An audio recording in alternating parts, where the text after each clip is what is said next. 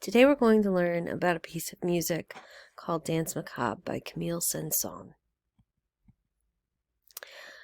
This first image that you see here is what we call a listening map.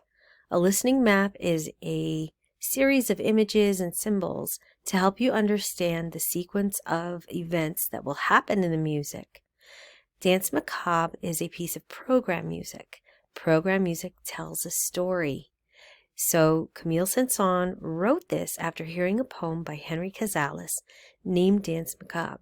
In the poem, the Grim Reaper, or Death, tiptoes into a graveyard, plays his magic violin, and wakes up all of the skeletons, ghosts, and sorcerers to dance for one night.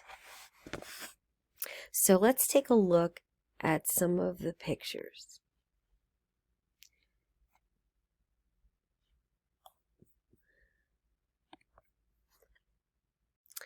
The first picture is a picture of a clock tower, and as you might have guessed, it symbolizes a certain time of the night, midnight. We're going to hear 12 strokes of midnight, and Saint-Saëns chose a very special instrument to represent those 12 strokes of midnight. He chose the harp. The harp player will pluck the same string 12 times to sound like a distant bell ringing.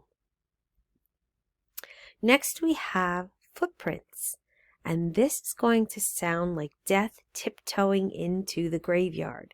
This is played by the stringed instruments. They will use a technique called pizzicato. Pizzicato means to pluck the strings instead of using the bow. Whenever we see a picture of the violin, that will represent death. Sometimes death plays a solo, sometimes he plays a happy melody, a slow melody, and he will change throughout. The first time we hear him, he's tuning up the strings of the violin and waking up the characters to dance. Next we see a skeleton. Every time we see a skeleton, we are going to hear the following words. Well, you'll think the following words.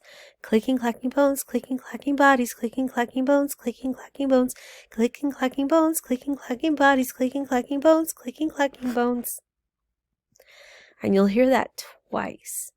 Next, we'll hear our ghost theme. Zig, zig, zig, zig, a midnight tune. The cold wind blows and the night is dark. Zig, zig, zig, zig, a midnight tune. The bones of the dancers are heard to crack.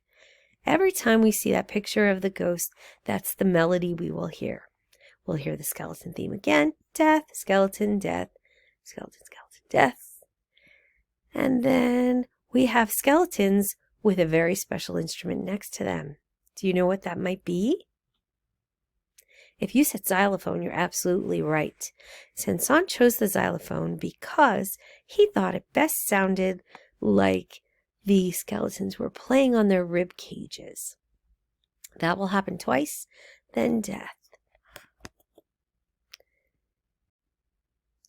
Now this next section on our listening map right here are a bunch of ghosts overlapped. And no, Mrs. Capella didn't run out of room on her poster and had to squish them in. They're overlapping for a very special reason.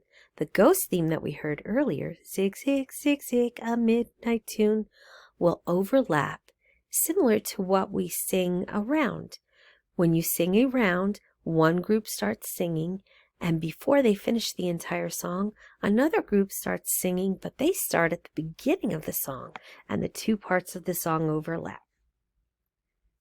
Next, we'll finally hear our sorcerer's theme. The linden trees, low moans are heard in the linden trees. The linden trees, low moans are heard in the linden trees. And then this cauldron right here represents the sorcerers as well. Saint-Saëns uses the triangle to sound like they are casting spells. Death plays, more of the sorcerers. Next, we'll see two clouds. Saint-Saëns has the music sounding like wind blowing. And then we have that little squiggle. That's going to be our wonderful characters choosing up teams to play a game. Can you guess what game they might play? If you guess tug of war, you're correct. It's going to be the ghosts and sorcerers against the skeletons, and you'll know when the skeletons are winning because you'll hear that xylophone playing, and at the end you'll hear who wins. All right, next we have a picture of two instruments. They're in the percussion family. Do you know what they might be? These are timpani drum. Timpani are very large drums, and we're going to hear the timpani play a role almost like it's warning the characters to get back into their graves before the sun comes up. If they don't, they're going to turn to ash and never be able to dance again. So it plays the first time, and some of them slide into their graves. We hear that timpani again. A second group slides in. But Death, he's not ready to end the party yet. He plays a tune, kind of like a whiny comeback type song, and he's trying to convince everyone to come back. As after he plays, our characters are trying to decide if they want to stay in their graves and be safe or come out and dance one more time.